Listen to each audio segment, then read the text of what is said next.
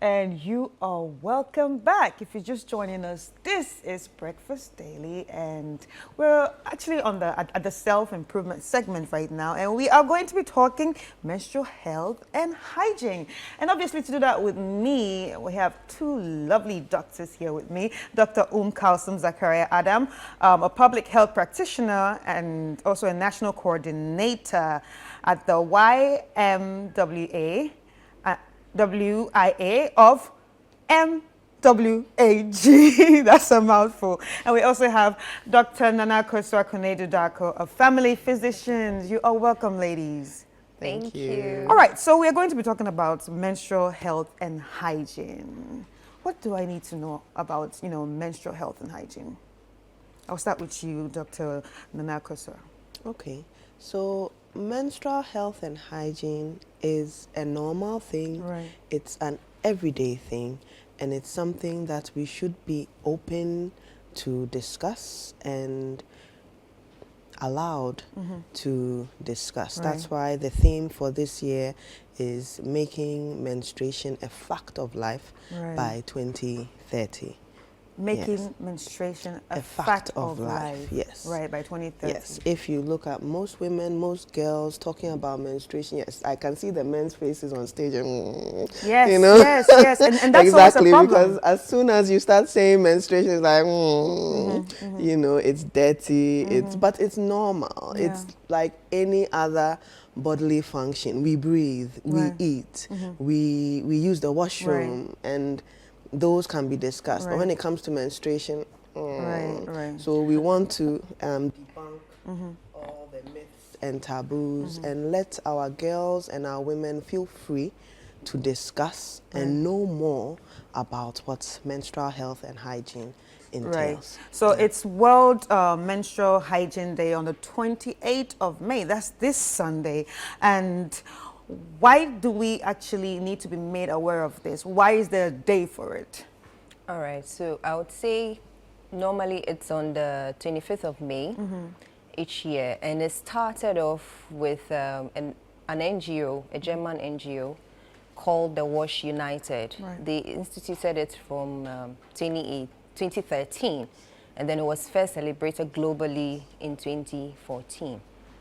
So basically it's to raise awareness about menstrual health, and then also to educate people and also try and debunk some of the negative social norms surrounding menstrual health and menstrual hygiene. Right. And then also it also gives us the platform to engage policymakers on both local, global, and national levels. Right. To help incorporate some of these sanitary places in almost every public institution. So in the sense that I would say, so menstruation, when you are menstruating, you need some products for you to be able to keep a healthy menstrual life. Right. Okay, that's one. And then also you need access to these washrooms or sanitary facilities.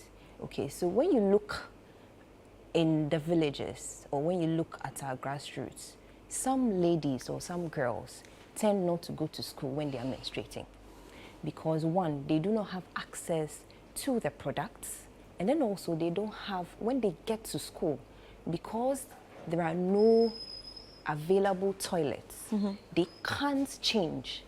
So they just avoid going to school because those facilities are not available.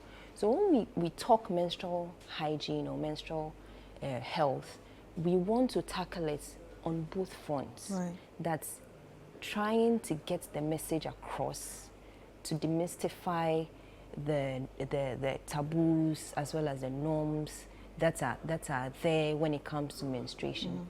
Giving people the education, empowering the girls with education, and then also so that they'll be able to take care of themselves when it's in the time of the month, as well as try to help them to get access to the products, as well as get access to these toilet facilities when we engage with policymakers at global front. Okay, so Dr. Kunedu, one of my biggest problem when it comes to issues of, menstrual health and hygiene, like she said, when you go to the villages, these girls stay at home.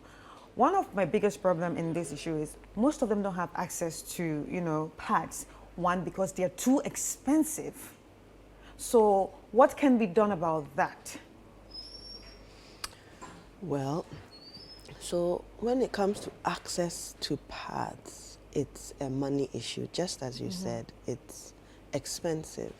Yes, a pack of normal pads, maybe you'll be looking at, these days especially with the increase in cost of most items, I was surprised to go for the normal pack, which was 12 cedis, and now you're looking at 30 cedis. I was surprised too. I was like, oh my for God, what do we do? a regular pack of pads, and it's Yeah. like 30 cedis. It's jumped more than twice Exactly. the cost. So yes, the expense is there, but there are so many taxes that are placed on products. It would help if some of these taxes were taken off of sanitary towels and making them less expensive, therefore more affordable Right. and more accessible Right. to such to people who may find it difficult Right.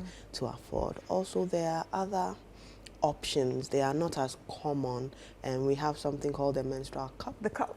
Yes. I know the cup. Yes. But I've never used the cup. So the menstrual cup, it's quite easy to use once you get used to it.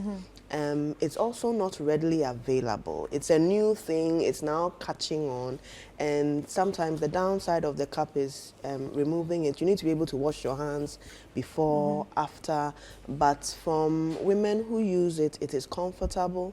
It is you can go about your daily activities, and it's not like a pad where you would have to change, roll it like, up, yeah. throw it away. This one, once you have access to something where you can dispose of it like a toilet, you can just pour it in, wash it a bit, and then That's it. you are done. Right. So for access, there are options, and even to an extent, there are reusable towels that girls can also use. But of course, the reusable ones means you're going to have to wash. So when you say reusable yes. towels, obviously in the Yes. villages they don't use towels. They use a Yes. piece of cloth. Yes. Is that safe? So a piece of cloth, it depends on the nature of the cloth. So some people would use a rag. So it's dirty, it's not clean. Okay. And how it's washed and how it's kept. Is it washed properly? Is it cleaned properly? Do you disinfect it? Because blood attracts a lot of germs and infection. So if it's not washed out properly, that would be a problem. So it's all about what to use and how much can a cloth soak. You know, most of the pad adverts, they pour things in it so that you see how well it can soak.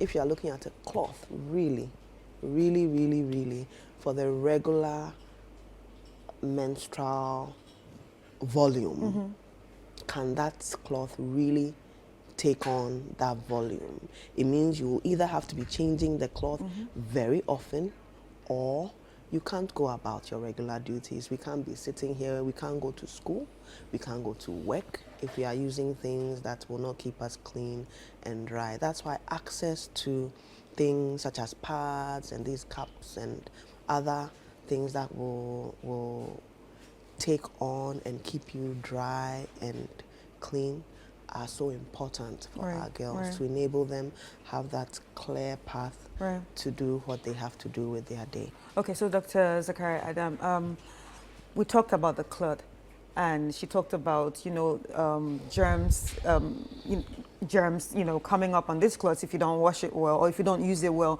So what are some of the effects of using a dirty cloth or using a cloth that is not washed properly? Okay, so I'll start off by saying yes. So if you are using the cloths, you should make sure that you wash it properly and then dry it under the sun so that the sun has effects on it to kill any bacteria, any germs before you reuse it. Okay, but then when it comes to menstrual health and menstrual hygiene, there are problems that are associated with the whole menstrual hygiene system, if I should put it that way. One of them is how well we even use the pads if we are using them. So you need to always start off by performing good hand hygiene.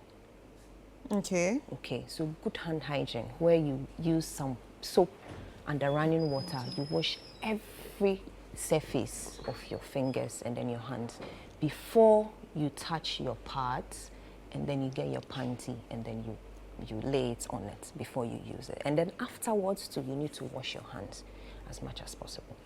But then if we have cases where you don't wash your hands, you don't perform hand hygiene, okay, and then you just go and then wears, you can introduce some foreign bacteria on the pads, which can tend to become an infection for you in the long run. Right.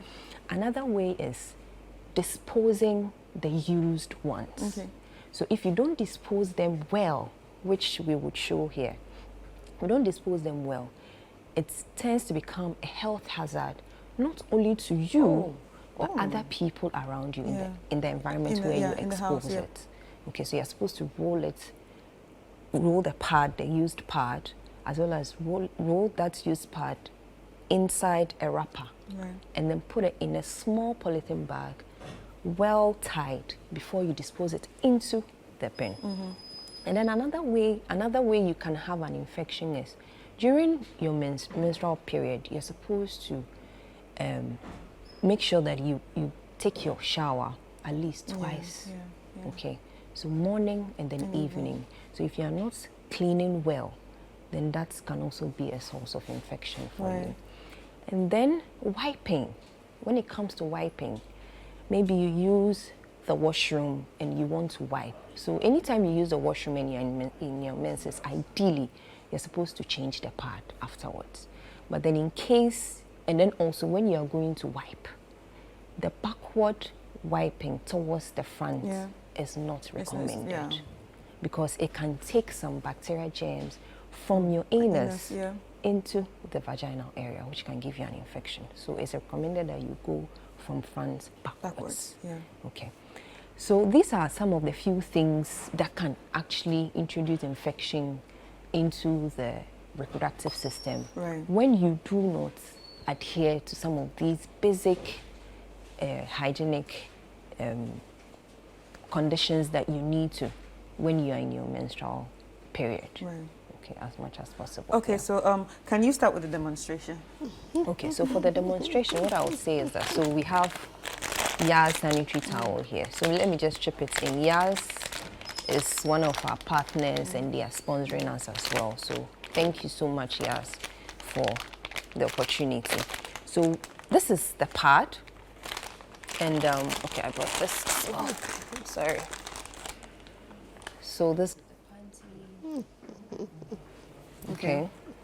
So the panty. So talking about the panty, is there any specific panty to wear during your period? Because people say, oh, that's my period pants, or I like to wear full pants when it comes to periods, or you know, I don't do G-strings when it comes to periods. Are there any specific panties you need to wear? What I would say is that you should wear cotton-based panties. That's the most important. Yes, that's the most important, and your comforts, if you are comfortable in that particular panty. And the cotton-based, because it's easily air passes through it easily. So then it doesn't become too damp. And once it's damp, that means that bacteria, germs can grow, colonize, and then transfer the infection. So you need something that is easily breathable, in the sense. And then you can dry it easily under the sun. Okay, so this is the panty. And we have the inner portion and then the outer portion. So the inner portion is where you are going to stick your pad on. So you take it, before you take your panty, so you need to perform your hand hygiene. Soap under running water, and then you dry your hands. Then you pick your panty. Once you pick your panty, then you take your pad, you open it up. Are there sizes to pads? Yes.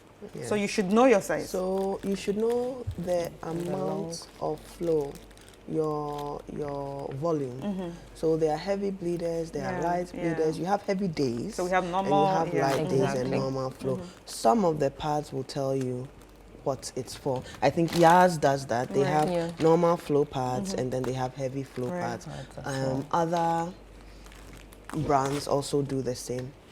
So heavy flow means that maybe you flow enough that you might have to change 3-4 times a day. Normal flow 3 times, and light flow you will change twice, but it's not like you need to, but you do it so that you would be comfortable. So if you know your flow, then you pick the pad. She's picked the heavy flow one. So you pick the pad corresponding to your flow so that you'll be dry. It's all about being dry. It's all about your comfort. Yes, it's all about your comfort.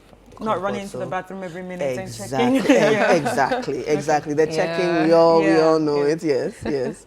And the good thing is sometimes you can combine pads with tampons as well, so that you have extra coverage. All right, so back to the demonstration. All right, so you pick the pad. So I opened it up. Make sure you don't touch the inner surface. Okay. The inner surface will come into contact with your body. Yeah. So don't touch that part. So you open it up this way. And then there is the wing parts, which is sticky on this side. But then you need to first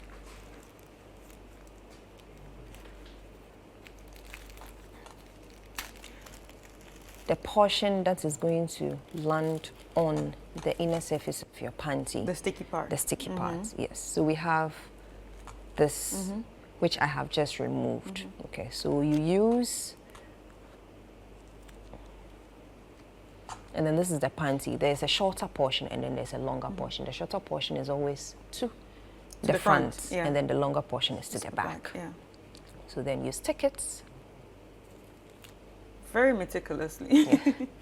Yes, you stick it as much as possible. Then you use your hand, clean hand again, and then you remove the wing portion.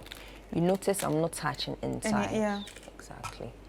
And then you stick the wing portion as well. And still you haven't touched the front. Exactly.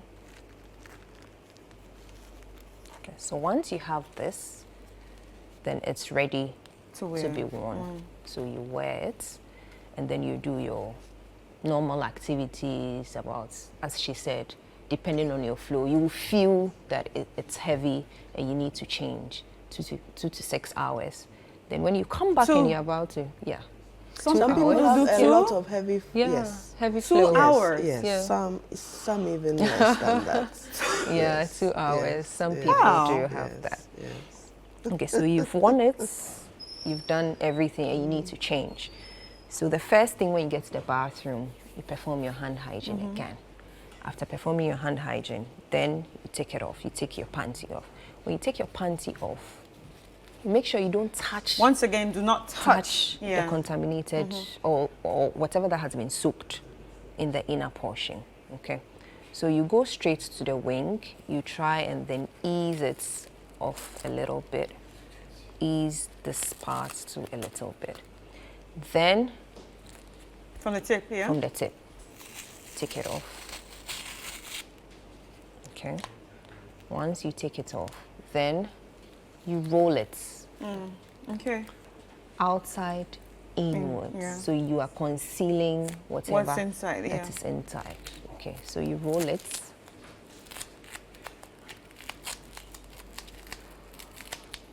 Nicely. Then you can use this rubber and then roll once again. Sorry, I didn't bring a polythene bag. Yeah, I think a lot of people actually do this. Then you put it in the polythene bag, the small polythene bag, and then you tie it as well before it goes into the bin. Right. Okay, then in that sense, you would have actually disposed it off nicely without exposing whatever that is in there to the environment, which may end up coming back to cause you problems as well as other people around you. So that's how you dispose it. Okay. That's a good one. That's a good one. But I actually have one question, one last question. Obviously, there are a lot of people that use tampons now. Yes. Yeah. There are a lot of people that use tampons now. And there is this, I don't know if it's a misconception, but there's this saying that tampons, virgins are not supposed to use tampons. Is it true? Tell us. Okay, so Or it is virgins you. That's what they say mostly. virgins, so virginity, it's both a physical and a social construct. Exactly. But even with virgins, there's a hole in there. Virgins menstruate, don't they? And the menstrual blood comes out of a space, and this is the size. Right. The virgin that they are talking about, what makes you not a virgin, I think is bigger than this. Well, yes. Yeah, exactly. So they can also use tampons. I'm holding a tampon right now. Most of them come in this size or a little larger. bigger, yeah. The ones that have the applicator are a little bigger because they have to fit the applicator, but they can be used by all women, all girls, when they are menstruating. The only thing about tampons too is you have to remember to remove them. You can easily forget because it feels like you are not wearing anything at all. Right. It's very comfortable. And you have to remember there's something that can happen to you if it stays in for too long. Yes. Sepsis. Toxic shock something, syndrome. Yes. All right, it's so a big word, but like that's why I said you can get sick. You can get sick if it's in there and you forget and it's there for a day or two.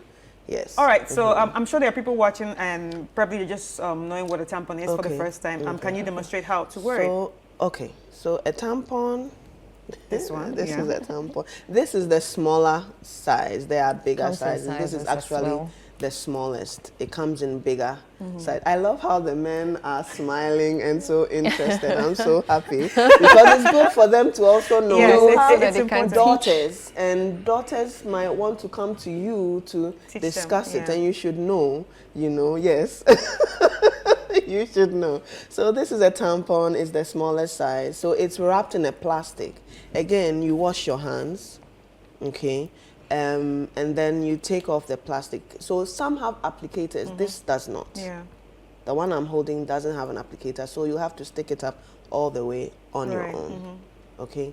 So you remove it. Now the whole thing about a tampon is it soaks just the same way a pad soaks, but when it soaks, it expands. So this that you see like this, you know, after it has soaked a bit, it would expand. Not big basically like it's this, like putting but cotton in water. yes, Exactly. yes, it will expand maybe to like a third or half more of its size. So you remove the plastic off it. It has a string. Yeah. So make sure the string is... Yes. Okay. So you have this with your hands washed. With a tampon, you would have to like put your leg up. So put your leg up on a step in your bathroom. Just raise your leg a little bit. If you are in the loo, you just raise your leg a little bit, or you open your legs wide, and then you insert it. Right. You insert it. It's not painful. It's not painful at all. I'm looking at the faces around. It's not painful. You insert it all the way up, as far as your fingers can go. You would feel it stopping at a point, and that's it. You keep it on 2 to 6 hours. You'll notice the string can sometimes get wet. You'll see that the string is wet. So you just pull on the string and it comes right out. You have your piece of plastic tissue. You Wrap it. Wrap it in it, and then you throw it away. You dispose of it just like the pad. So it's also very easy. The applicator, same. The applicator, it means that it's just outside. You push it in with the applicator.